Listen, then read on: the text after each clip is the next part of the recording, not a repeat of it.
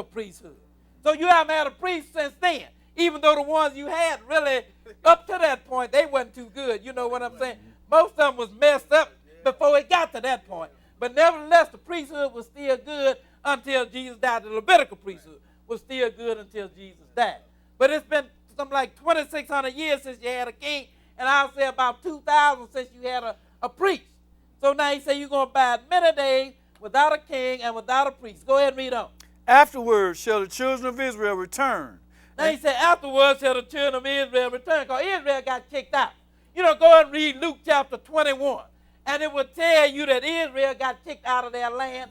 They were led away captive. They did not migrate.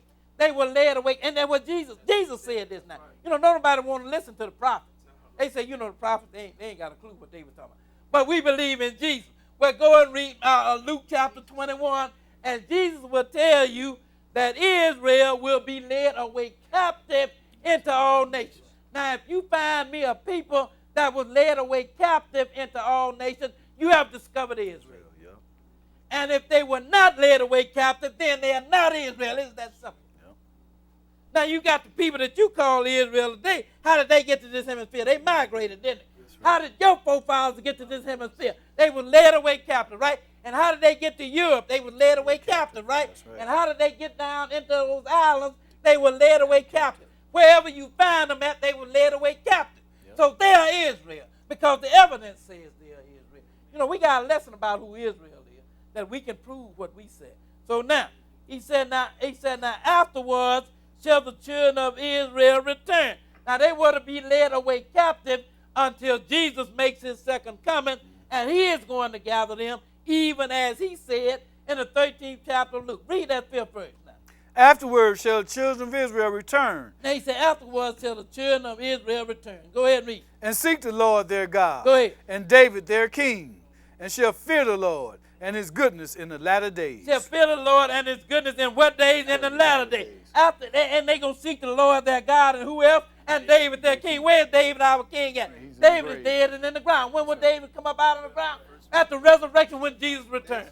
So now what time is this talking about? When the Lord returned. But they said until that time they're going to be without a king. They're going to be without a priest for many days, it said. Like I said, 2,600 years without a king and 2,000 years without a priest. That's many days, isn't it? That's right. So now he said afterwards they're going to return and seek the Lord their God and David their king, whom I will raise up in the latter days, he said. Let's go now to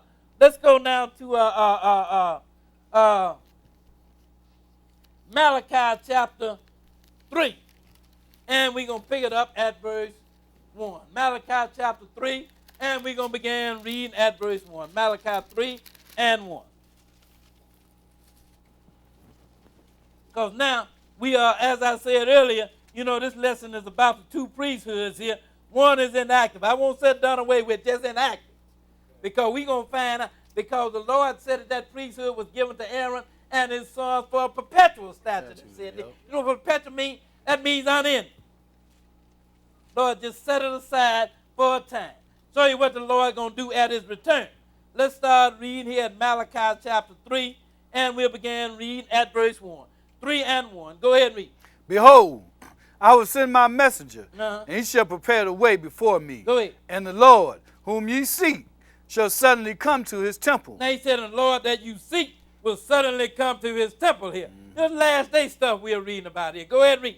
Show you how I know this last day. Go ahead and read. Even a messenger of the covenant. Even a messenger of the covenant. Lord, who was that came with the covenant? Jesus came with the covenant, didn't he? That's right. He said, even a messenger of the covenant. Go ahead and read. Whom ye delight. Uh-huh. Whom ye delight in. Go ahead. Behold, he shall come, saith the Lord of hosts. Go ahead and read. But who may be able to abide the day of his coming? But now who's going to abide the day of his coming? Because it ain't going to be like you've been told. You know, you've been told that Jesus one day going to come down and he's going to swoop up the church and rapture them off to heaven. And ain't nobody told you all about that stuff that's going to happen before the Lord return and set his kingdom on this earth. You know, they ain't told you about the wrath of the Lamb. You understand? I got it right. The wrath of the Lamb. Yes, Jesus had wrath. No, he do not love everybody like you've been told. You've been told about that Jesus that came out of Rome. You ain't been told about this one. You ain't been told about the real one. And now he said, who will abide the day of his coming? Go ahead and read on. And who shall stand when he appeareth? Now, who going to stand when he appears? Ain't going to be like you think.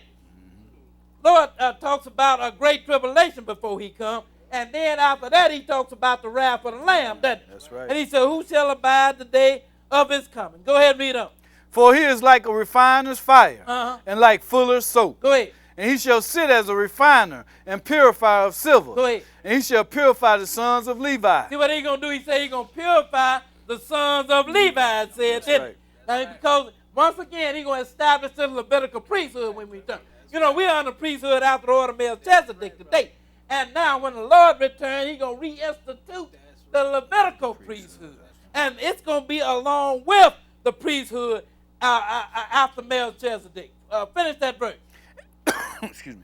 And purge them as gold and silver. And he's going to be like a refiner's fire, and he's going to purify the sons of Levi and purge them as gold and silver. Go ahead and read. That they may offer unto the Lord an offering in righteousness. Then they're going to get it right. You understand what I'm saying? You messed it up, didn't you? You know, you was offering up the lame and the blind and all them that had blemishes. All the stuff I told you not to do, that is what you did. You was partial in the law. All of that stuff I said don't do, that is what you did. So now he says, but this time when I take you back, you're going to offer unto the Lord an offering in righteousness. Go ahead and read on. Then shall the offering of Judah and Jerusalem be pleasant unto the Lord. Now, Lord said he wasn't pleased with the offering that they had been offering, right? That's right. But he said then the offering going to be pleasing unto the Lord. Go ahead and read. As in the days of old, as in the former years. Go ahead. And I will come near to you to judgment. Uh-huh. And I will be a swift witness against the sorcerers, and against the adulterers, and against false swears. Now he said I'm going to be a swift witness against the sorcerer. You know what sorcery is? That is everybody that's doing all this stuff that they claim is godly. You understand what I'm saying? You know, all that stuff, the soothsayers and all of that. You know, they're going to tell you, come to me, and I'm going to tell you how God's going to make you rich. All of them people.